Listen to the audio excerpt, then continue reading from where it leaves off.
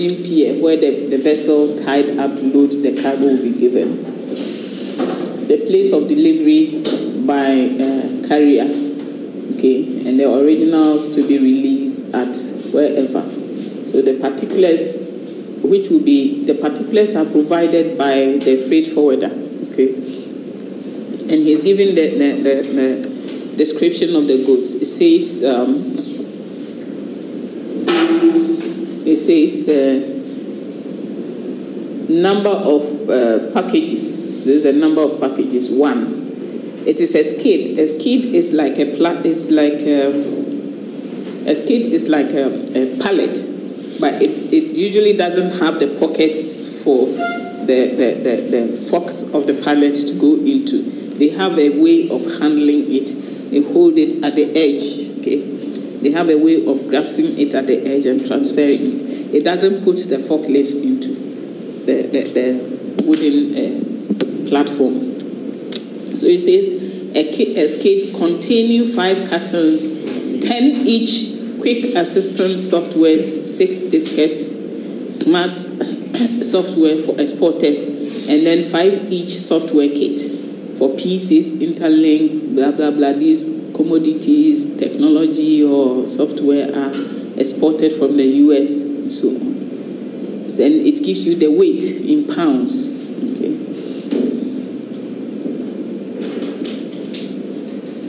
The weight in pounds, it gives you the measurement. Okay. It is based upon the weight or measurement that they would decide how much they are going to charge you, whether they are going to charge you on weight or measurement. Okay.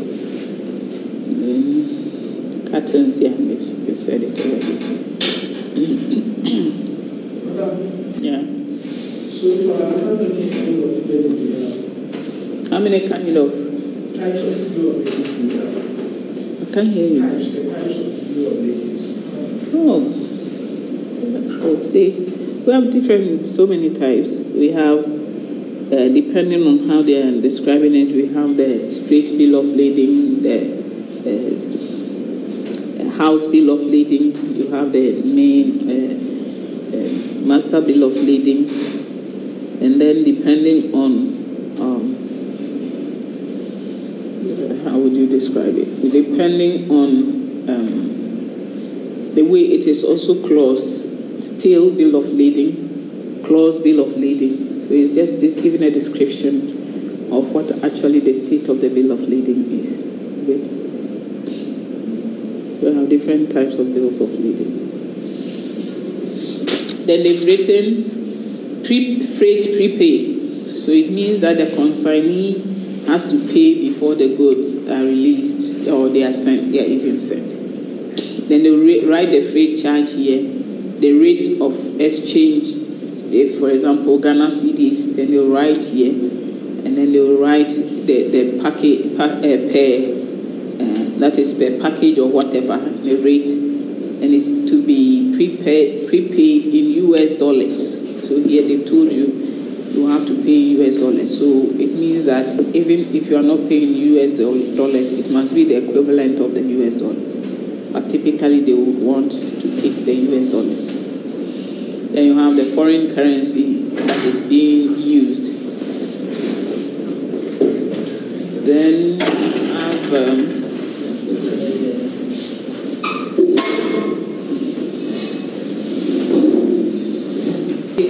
subject to section 1 of conditions if slip sheet is to be delivered to the consignee without recourse on the consignor. The consignor shall sign the following statement, that is, the carrier shall not make delivery of this shipment without payment of freight and other charges. Okay. So all of this you might find on the document, and you have to follow it, because here it is saying that unless it is prepaid, don't deliver the goods to the person, because if you deliver it then you are going to be, you the master, you are going to be in trouble, or you the agent, whoever it is that did the delivery. If the person fails to bring up the money, you are going to be in trouble. Okay.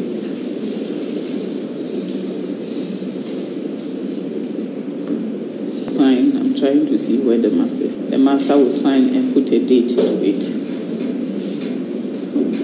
or whoever is doing the ceremony. Sometimes, as I said, it is not the master who signs. It is, So you see, it's original bills of lading, all of the same tenor. Is it tenor? Also dates. I can't see it. Whatever of which being accomplished, the others to stand void. Yeah. What it is saying is that, the bill of lading, when it is given you, they said 3 originals. One goes to the carrier, one goes to the shipper, one to the consignee.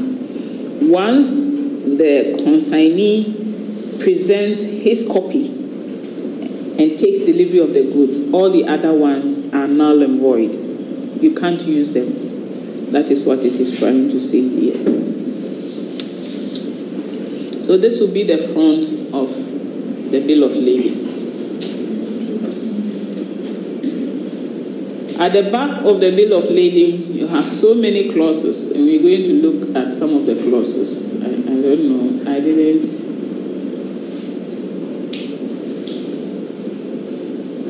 That will be found at the back. These are the clauses they will write, and I was saying they are very, very tiny writings. And then you have to be able to read them, interpret them, what they are trying to say. Now, some of the important clauses are the paramount clause, the lien clause, void clause, freight clause, general average, and so on. Now, what is the paramount clause, or clause paramount? This paramount clause is a clause that, when it appears on the bill of lading, it is signifying which transport regulations apply. The transportation of goods, currently we have 4 main types of regulations. We have the Hague rules, we have the Hague-Visby rules, we have the Hamburg rules, and then we have the Rotterdam rules. So it is a clause paramount which would indicate which of these rules is applicable to the contract, because they are not all the same. They are all different. Okay. So it is a clause paramount which would indicate which of the rules is to be applied in case of any litigation of some sort. Especially when the bill of lading is evidencing or it is a receipt and a document of title in a charter party, it is very important for you to have this clause specified. Then we have the lien clause. The lien clause will be also at the back, and what the lien clause does is that it would indicate that should the cargo owner fail to pay up the money that is required for the freight, then the ship owner can hold on to the cargo or even dispose of the cargo and get his money. That is a lien clause. Okay.